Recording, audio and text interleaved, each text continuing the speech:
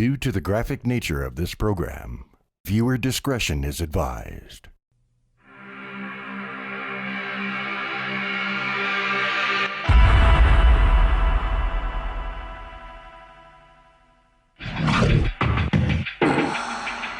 In a society driven to extremes,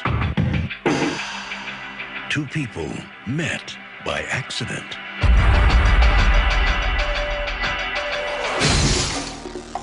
Were you badly hurt? I think we saw each other at the hospital. You haven't told me where we're going. I haven't? James Ballard has been seduced into a secret world. The car crash is a liberation of sexual energy.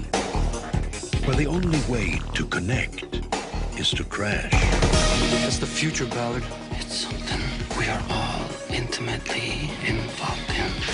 Why are the police taking this so seriously? They have no idea who we really are. Now, they'll do anything Describe it to me. to feed their obsession. Is there something here that interests you? This interests me.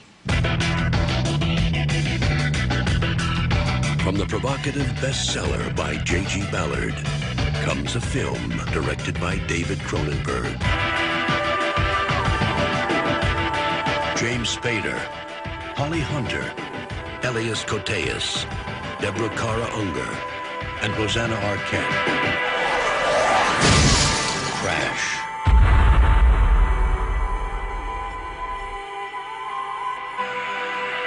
You coming?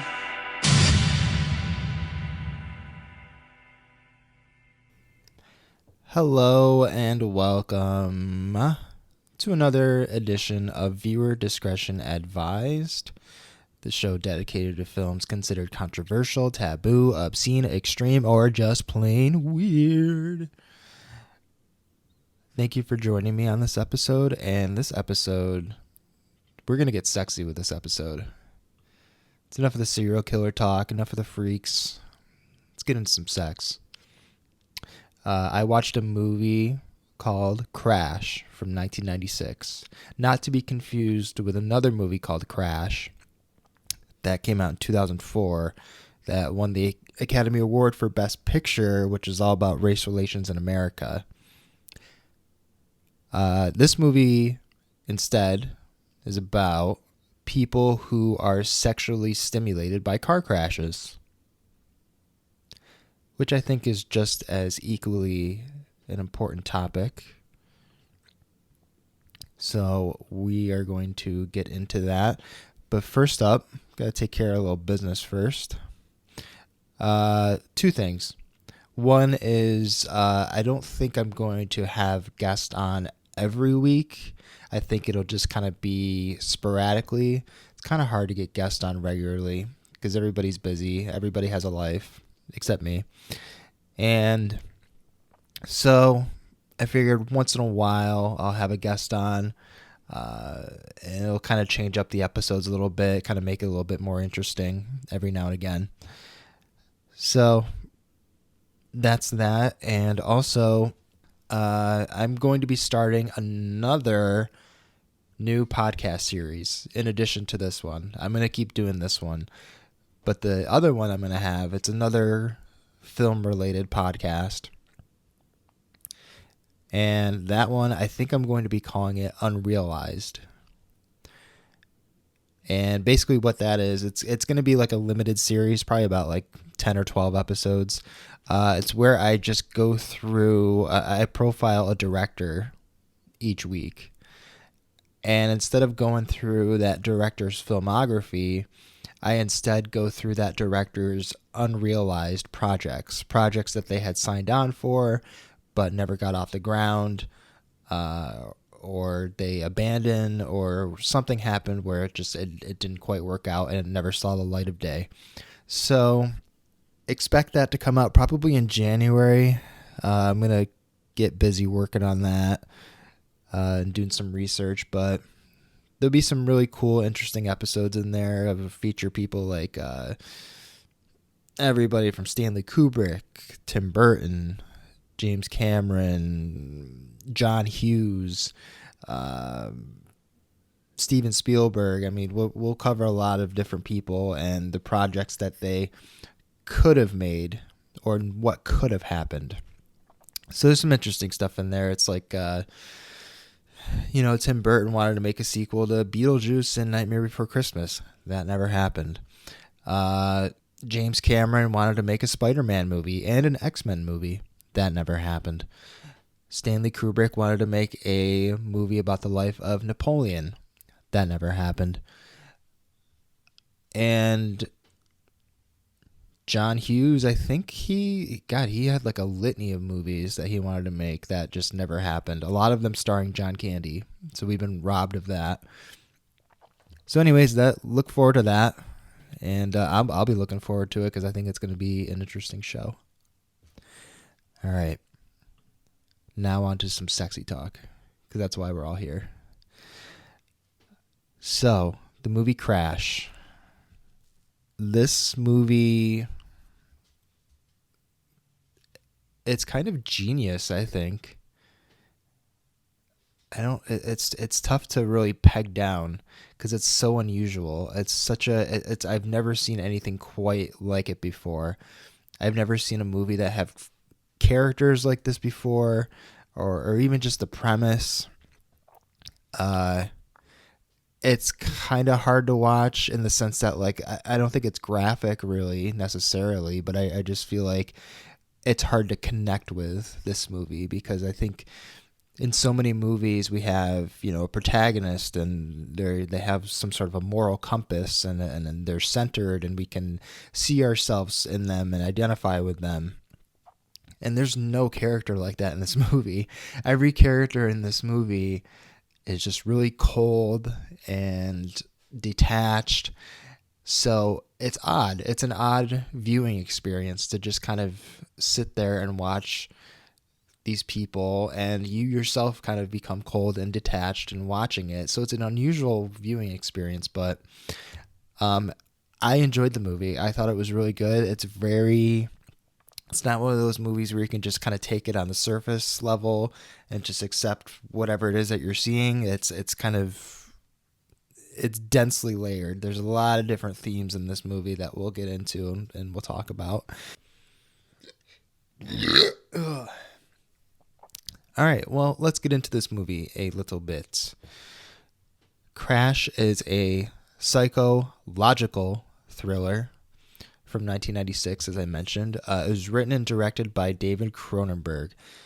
David Cronenberg, he's kind of like the master of like body horror movies. He's most known for probably The Fly with Jeff Goldblum. It's an excellent movie. Other movies like The Brood, Scanners, that's the one where the guy's head explodes, Videodrome, Dead Ringers, History of Violence. He's done a ton of movies, and he's a very, very smart director, really good director. And this is based on a novel of the same name from an author named J.G. Ballard. The novel came out in 1973, and it tells the story of a group of people who take sexual pleasure from car crashes. So we'll get into this a little bit and dissect it as far as what this whole thing's all about, because this is actually a real thing. I found out it wasn't just like a made up thing for the movie. It's an actual, I don't know how you describe it, aphilia. So yeah, we'll get into this. So as I mentioned, Crash is originally a novel by English author J.G. Ballard.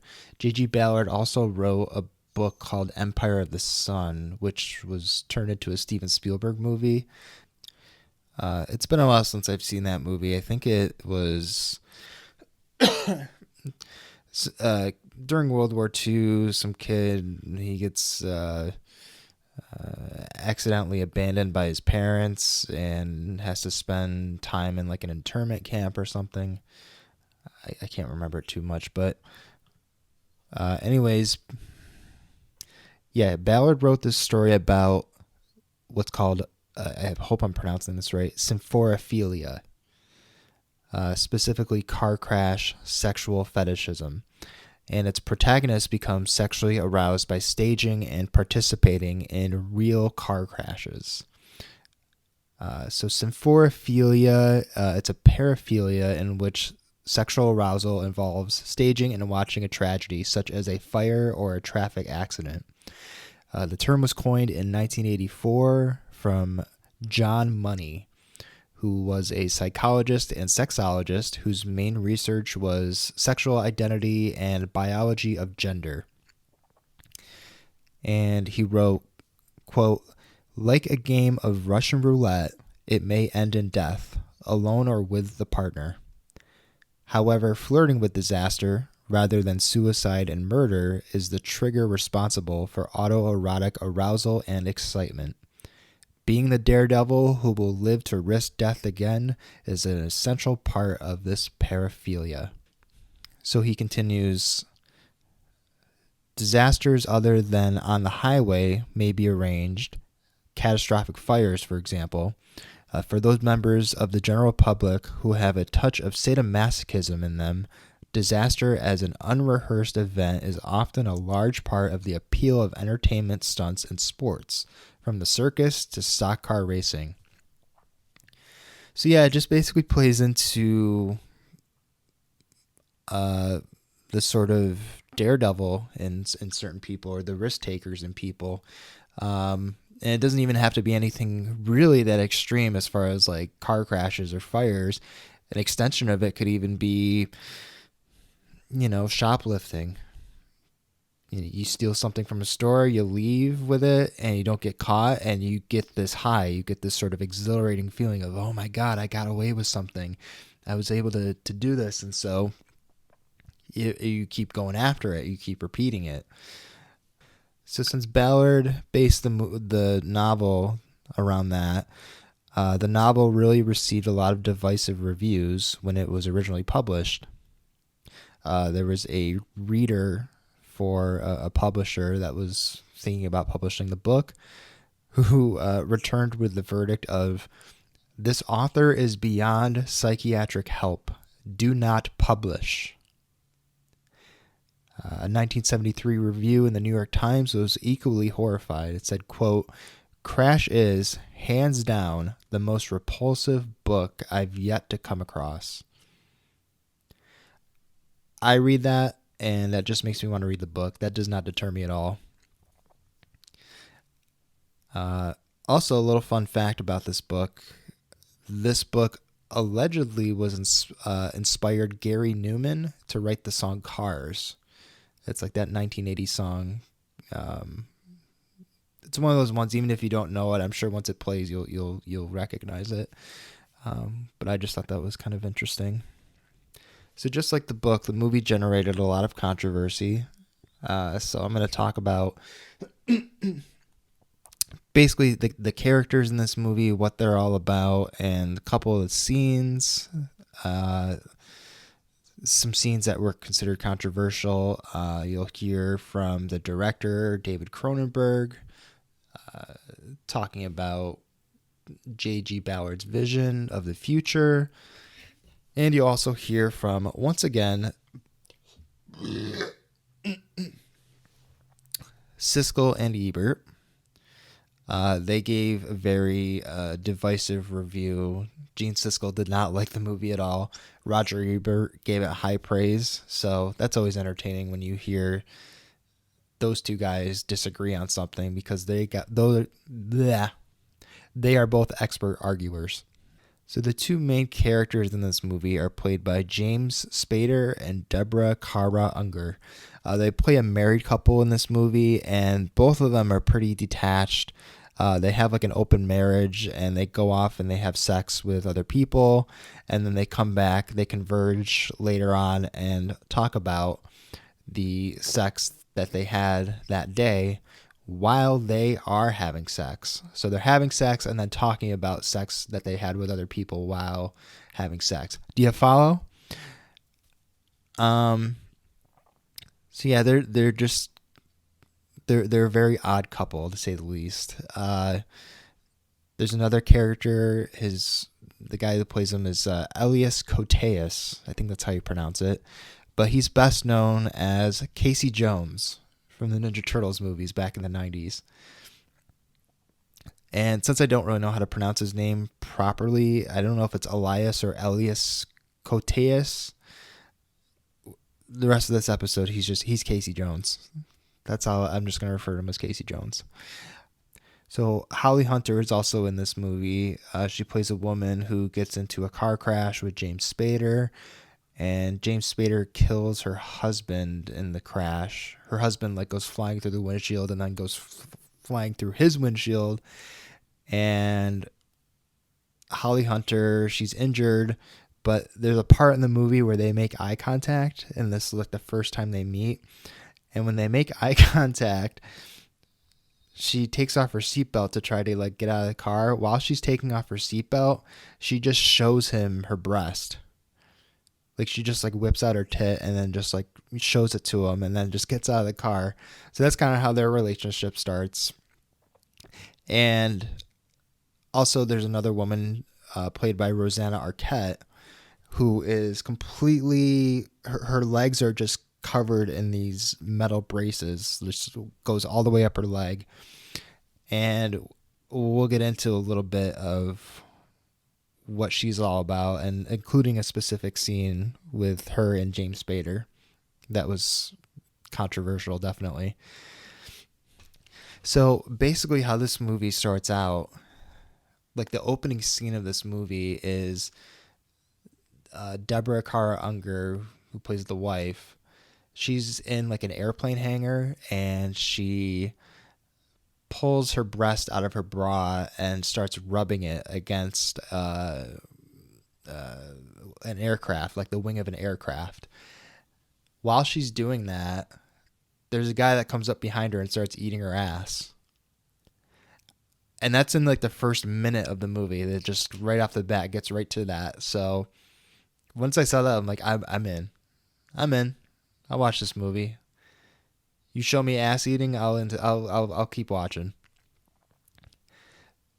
But while she's getting her ass eaten, she doesn't seem that interested in the guy doing it. She seems more turned on by the fact that she's rubbing her body up against this aircraft, other than the actual pleasure of getting licked down there.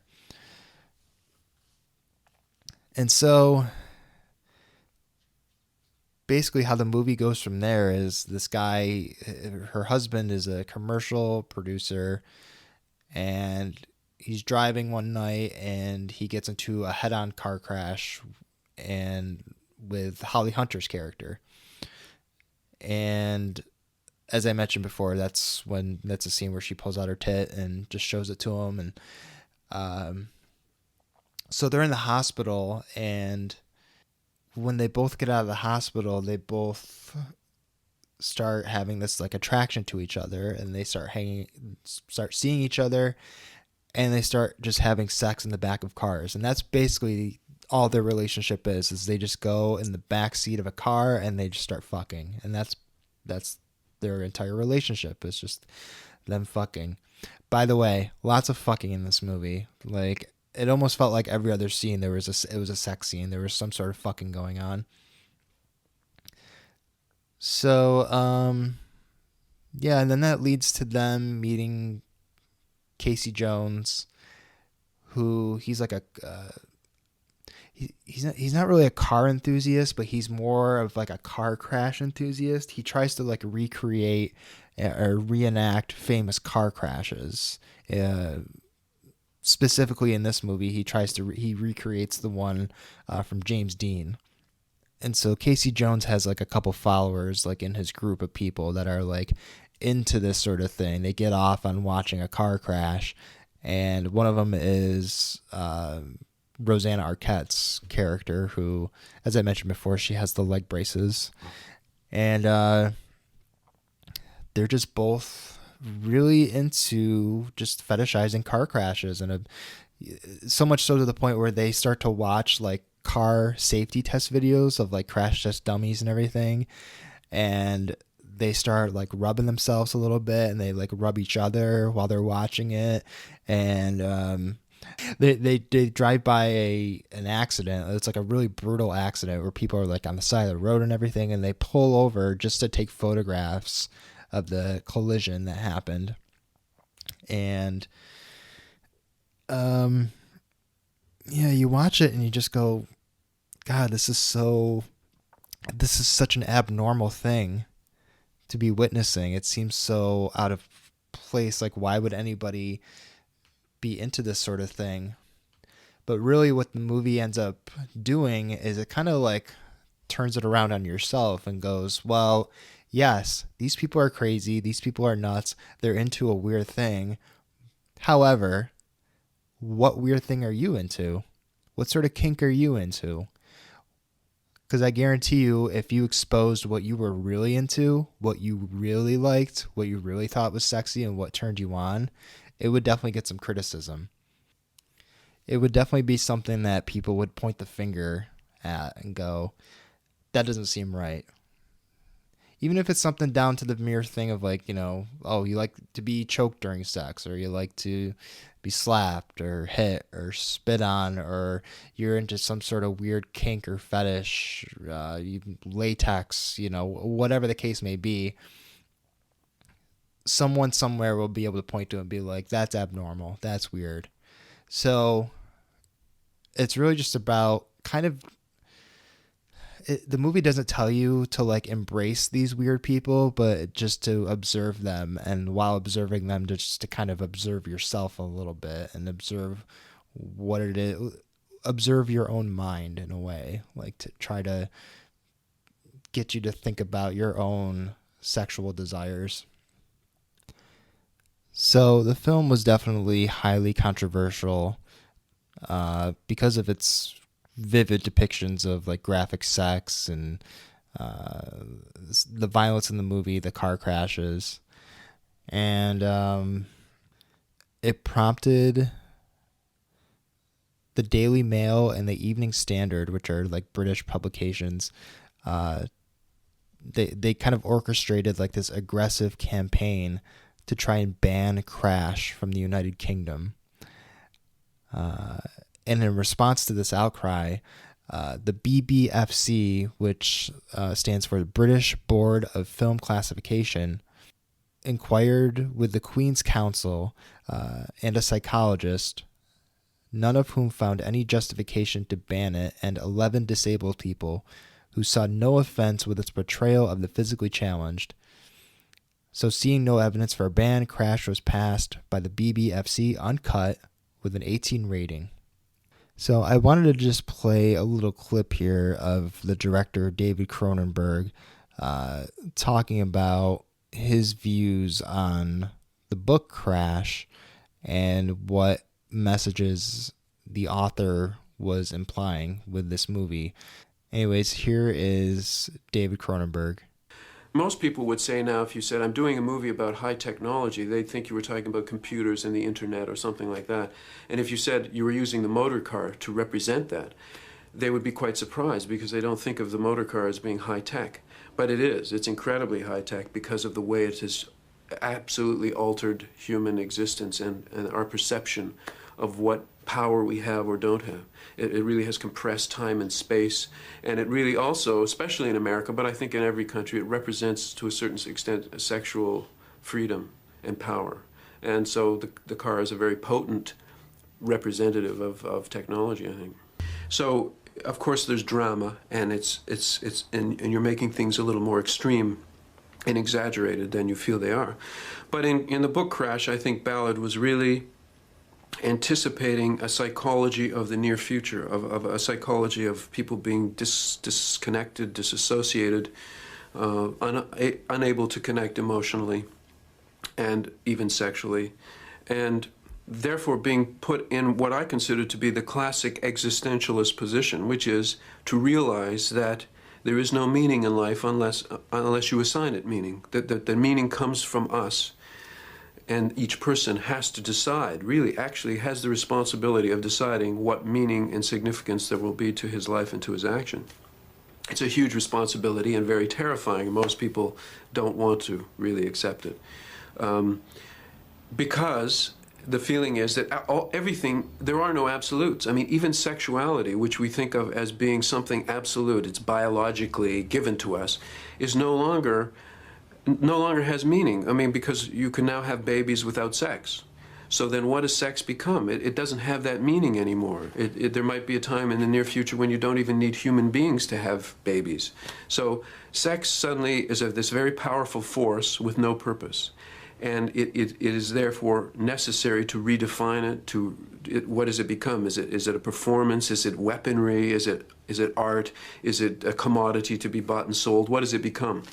And so, in their own way, my characters are all doing that. They're trying to reinvent their lives, reinvent sexuality, reinvent emotion, and to reinvent, in a way, love as well, as you see at the end of the film. So that for me is really the structure of the film. So yeah, I mean, they're very interesting points that he's bringing up. I mean, first of all, you can draw direct parallels with like what he's talking about to the way we live now, as far as like being sort of cut off from people and being, obsessed with whatever piece of technology that we have. And it's interesting to watch these characters just delve into this world that is so unusual and so foreign to pretty much everybody, but in a way they're trying to find some sort of meaning. They become so detached in society and from the human experience that they try to find a new way to give meaning in their lives and give meaning to their sex lives. And it's interesting too, because in the beginning of this movie, when they get into the car crash, when James Spader and Holly Hunter get into that car crash, and they start to form a relationship. I think a lot of people didn't find it plausible, because they're like, well, who in their right mind would get into a relationship with somebody that, they got into a car accident with, that killed their significant other?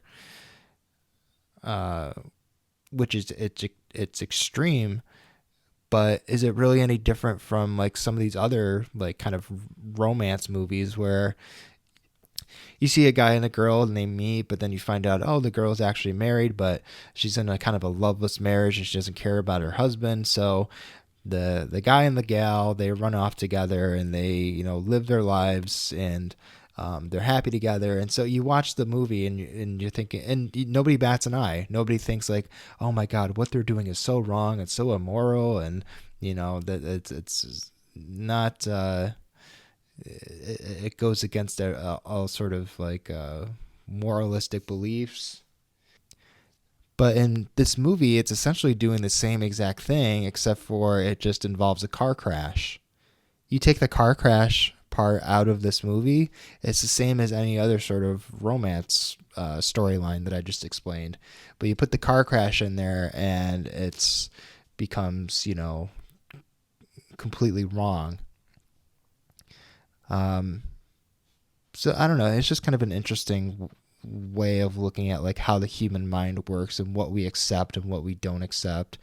And in addition to that clip, I wanted to get into the Siskel and Ebert review that they gave. As I mentioned before, it was a divisive review. They both were heavily split on it. But they give Roger Ebert gives some interesting insights to this, and I thought it would be worth playing. So here's the fat man himself explaining everything. Crash was directed by David Cronenberg, the adventurous Canadian filmmaker of Scanners and Dead Ringers fame, and my honest reaction is that the subject of Crash left me feeling empty, not even challenged in the am I hip enough to get it way.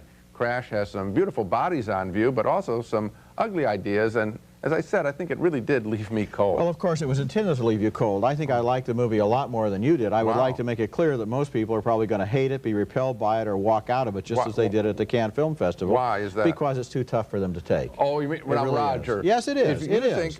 Wait a second. Sex involving wounds and blood and scabs and braces, A lot of people don't want to see it, don't want to have anything to do with it, don't want to get close to it. I want to be clear. Do you think that that's my objection, the nature of my objection? I felt that your objection was that you didn't really bring any sympathy to what he was trying to do, and I'll tell you what he was trying to do. He's trying to make a pornographic movie without pornography. He's taking the form of a pornographic movie without the function or the content. He's substituting car crashes for the usual erotic stuff in order to show the mechanism of human compulsion and obsession. Okay, but wait a second. And it's a fascinating study of the way the mind works in connection with images that we connect with sex. Roger, it can't. I'm going to review the movie and then I'll review your review. My objection to what you said is that I think that there are, quote, soft porno stuff in the picture. When you see sex on the hood of a car, when you see people making it in bed. None of the sex scenes in this movie are directed in a way to be erotic. Oh, I think that the one scene in bed between Deborah Carr Unger and Spader, I think that that's intended to be erotic. I think a woman touching her breast, pulling it out of her bra, that's intended to be erotic. And I think it can be erotic. I'm saying that the ideas in the film, said by the performance artist, that somehow this is a connection between life and death, that's a bunch of hooey. The movie doesn't. The movie thinks so too, Gene. The movie is about crazy people. Yeah. That's what it's about. The movie doesn't argue these people are right, or even that they make sense. But are they interesting? Yes. Not to me. You've never seen anyone like this before. Well, I haven't seen a lot of people in bad movies before that I don't like either. Okay. Wow, what a stupid counterpoint by Siskel. Yeah, I think he's right about this as far as, you know, I mean, there's a lot that he said there to unpack, but yeah, basically, first and foremost, this movie is just about crazy people. That's it. It's not asking you to sympathize with them. It's not asking you to relate to them, because what they're into is pretty unrelatable. So you're just supposed to just observe. You're just supposed to watch. And they are interesting. I don't know what Gene Siskel is even talking about there. They're very interesting people. And you've definitely never seen people like this in a movie before. Another thing he mentioned was about some of the sex scenes in this movie that might be too hard to take for some people. There's really only one scene in particular that I can think of that he would be referring to when he mentioned the sex scenes that involve, like, you know, scabs and wounds and things like that. There's a scene in the movie where James Spader and Rosanna Arquette, who's one of the followers of Casey Jones, like in his group, they go shopping for a car. And once they get the car, they immediately just take it into a parking garage and then just have sex in the back seat. And Rosanna Arquette, as I mentioned before, she has, you know, fully clad in these leg braces. So while they're doing it, he notices that she has this big scar, this kind of like wound that's still healing on her leg, which, if you notice on the poster that I put on the Facebook page, that's Rosanna Arquette's character, and she has a little scar running up the back of her leg. And while they're doing it, he looks at it, and it kind of resembles like a vulva. The scar basically looks like a vagina, and he decides to not only go down on it, like he starts licking it, but then he sticks his dick in her open wound, basically. And she's loving it. She's getting off on it. And I think that is the part that he's talking about that will make people repel and want to turn off their movie. It didn't for me, though. I saw that. I'm like, I've never seen that in a movie before. And that's just kind of what I like, that type of stuff. I like stuff that it's like, well, I've never seen that before. That's interesting. That's inventive. That's creative. Disturbing, yes, but ultimately interesting. So, and Roger Ebert, in his written review of this movie, he said, Crash is about characters entranced by a sexual fetish that, in fact, no one has. Which isn't true. There's people that have it. It's rare, but people have it. Cronenberg has made a movie that is pornographic in form, but not in result. Crash is like a porno movie made by a computer. It downloads gigabytes of information about sex. It discovers our love affair with cars, and it combines them in a mistaken algorithm. The result is challenging, courageous, and original. A dissection of the mechanics of pornography. I admired it, although I cannot say I liked it. I liked it.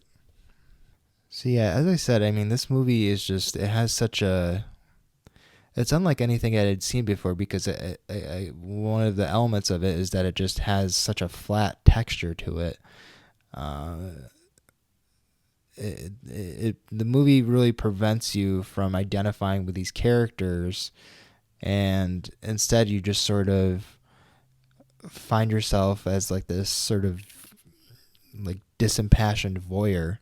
Instead of like watching the sex scenes and enjoying it and getting turned on and thinking they're erotic, you just kind of,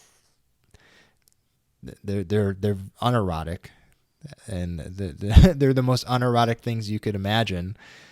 I don't know. It's kind of a mind fuck. It really is, but it's a very interesting movie, very good movie, and God, I don't know what else to say about this movie here. This is just a really great movie to watch.